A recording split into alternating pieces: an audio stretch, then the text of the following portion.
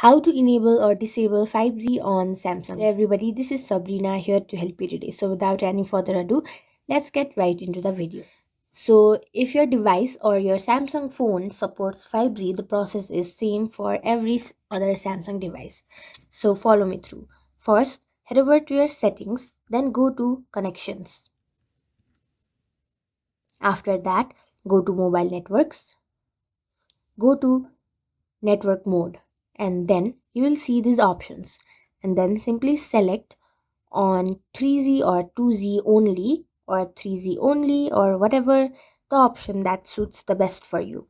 The first one is to enable your 5G connection. So yeah, that's it. Thank you for watching this video. Make sure to like, share and subscribe to our YouTube channel. If you got any questions, comment them down and I'll catch you in the next one.